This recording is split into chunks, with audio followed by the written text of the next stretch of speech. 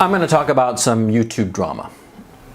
It's YouTube drama, yes, but it actually reveals a very important lesson that I want you to learn. This is actually a very important post that I'm sticking up. I want you to pay attention to it, because even though we're going to be talking about a trivial incident, it is very revealing. James Joyce was always looking for epiphanies. I don't have that much respect for James Joyce as a writer, but the notion of finding key moments that reveal truths, I think that's a wise notion to hold. And a little bit of YouTube drama that happened yesterday was very much an epiphany, a moment of revelation, a showing forth, if you will. So I'm going to talk about it. It revolves around this YouTuber called Kraut and T.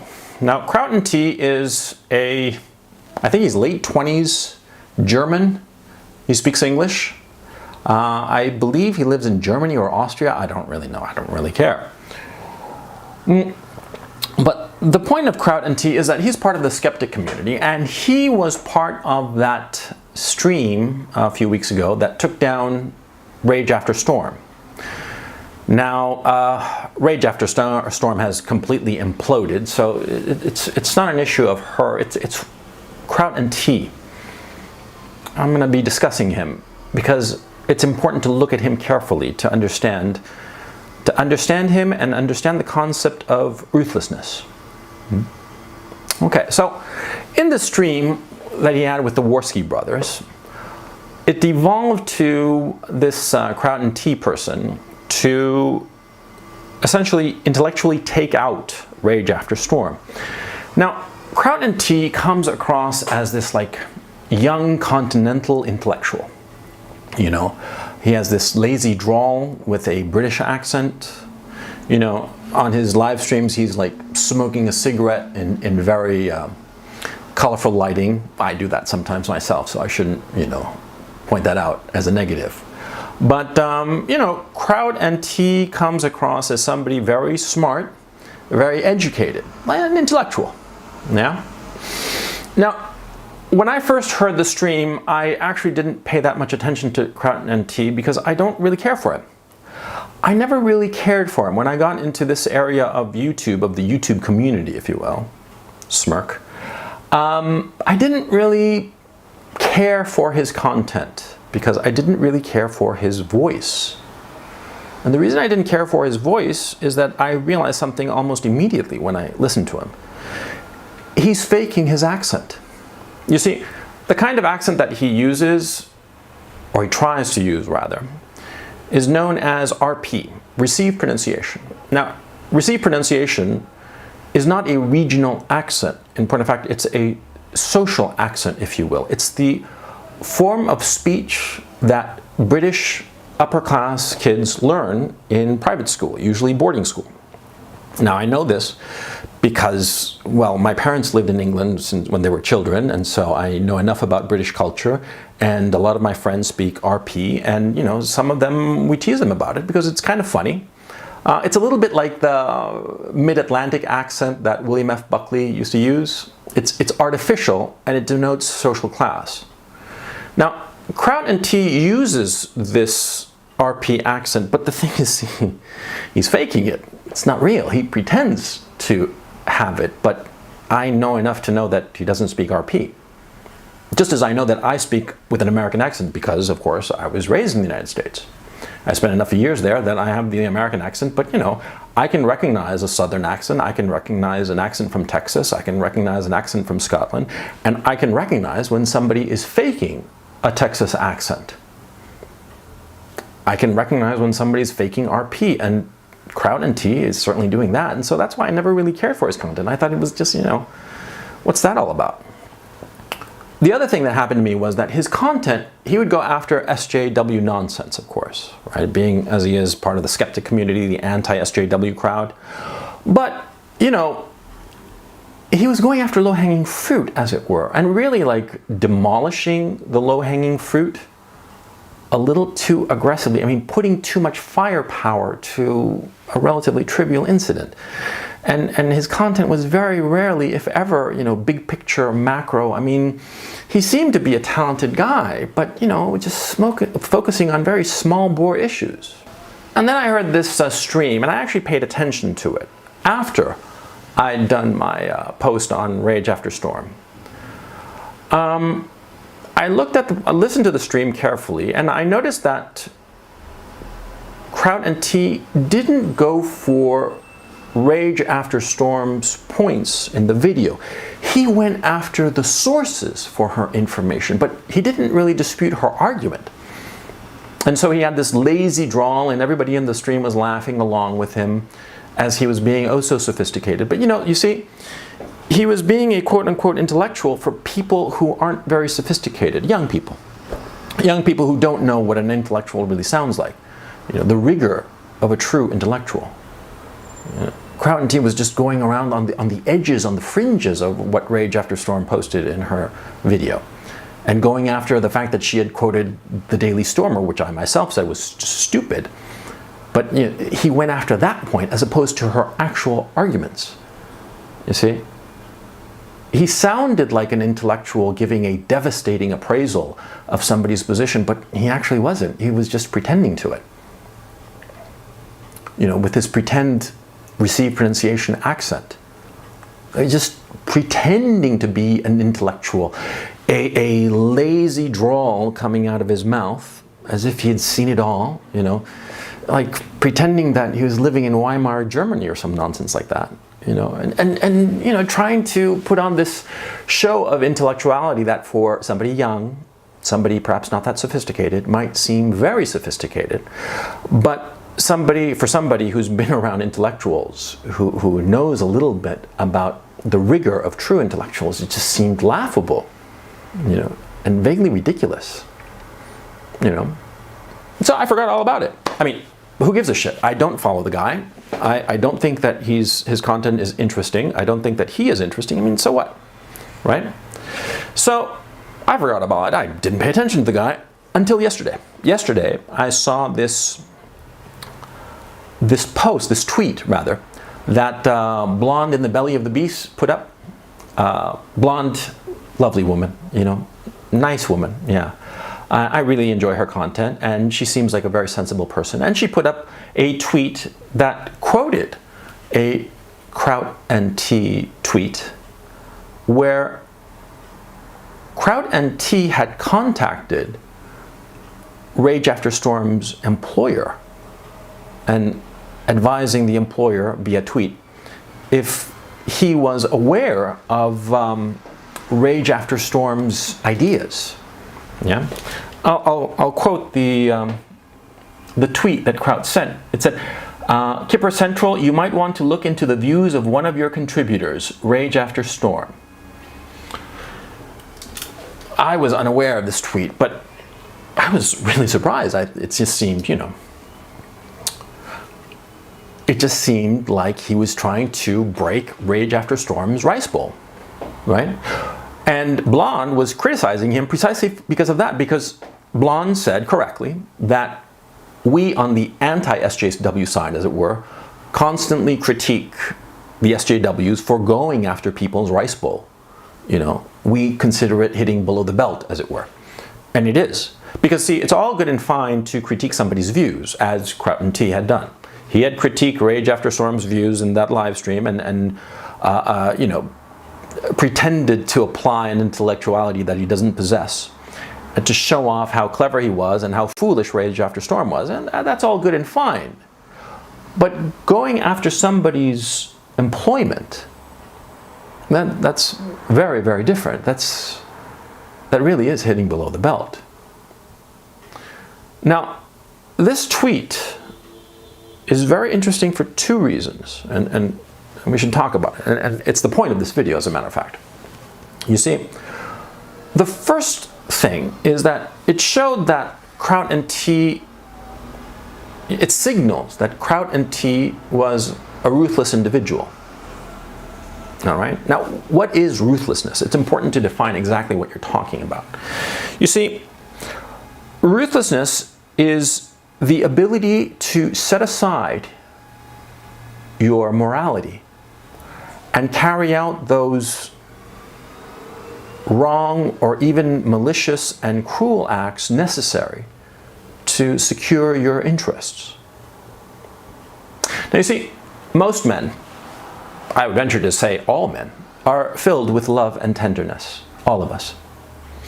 And we express it in different ways. And sometimes we have to protect our heart, protect our love and tenderness, and present to a world a harder shield, a harder face than we actually possess. But we, all of us, want to do good. We all want to do things lovingly and tenderly.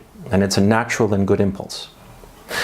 But some of us, some people, some men, have the ability to set aside that desire to be a good person, that desire to live a moral life. We have the ability to set aside that and carry out acts of cruelty that are necessary to protect our interests.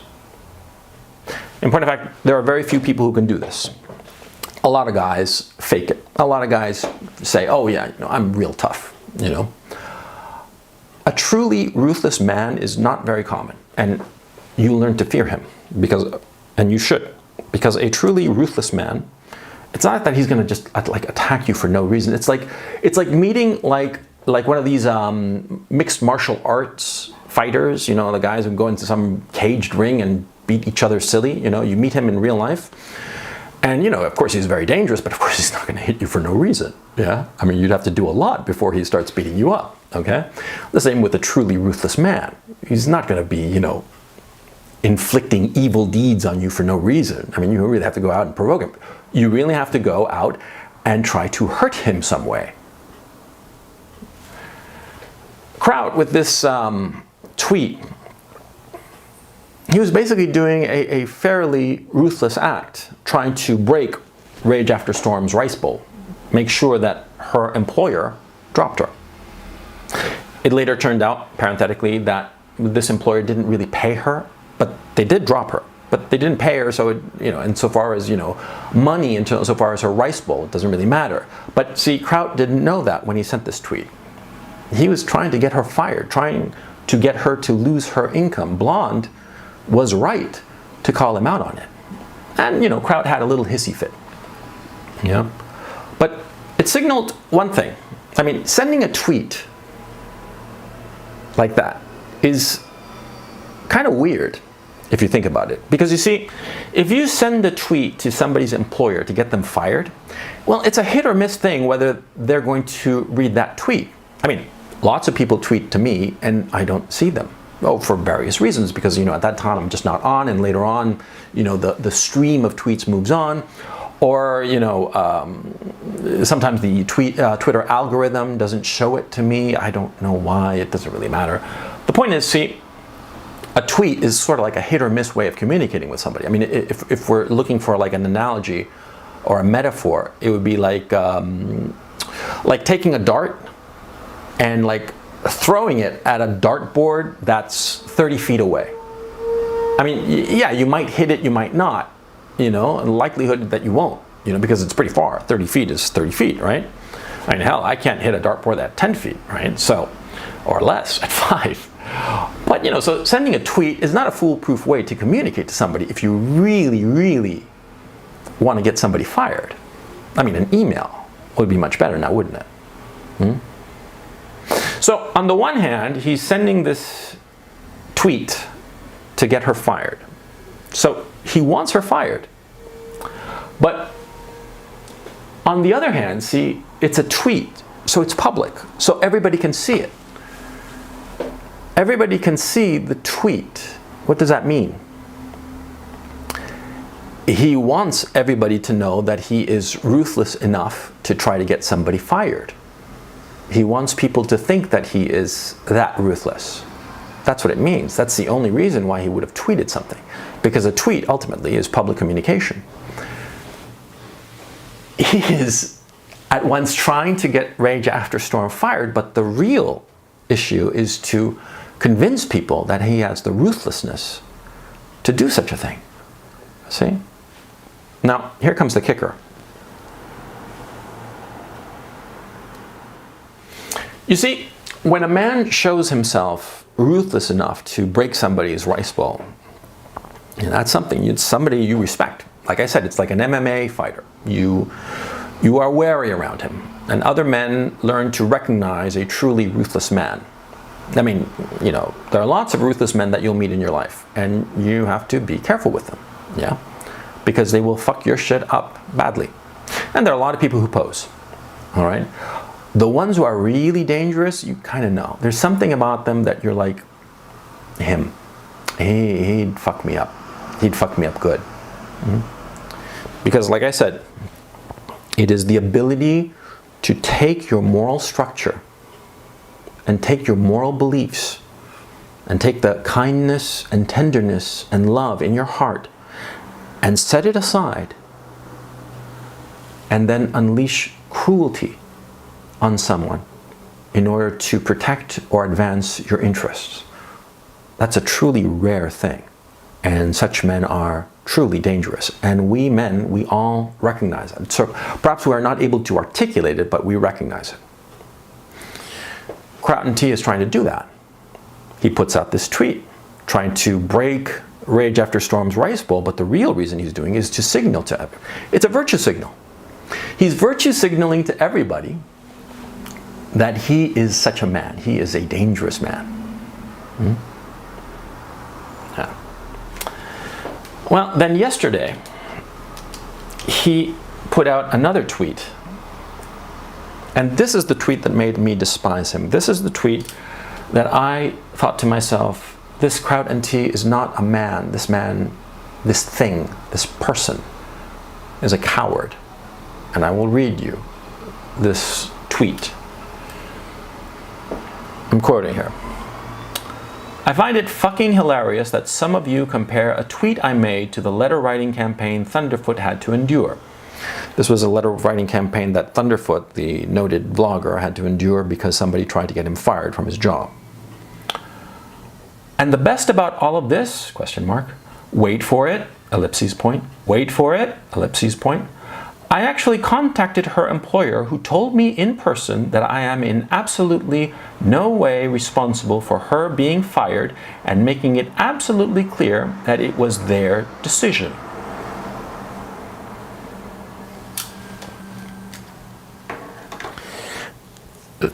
So we have two tweets. On one hand, he tries to break Rage After Storm's rice bowl, get her fired, which is very, very serious. And as Blonde in the Belly of the Beast noted, this is what SJWs do when they try to silence people.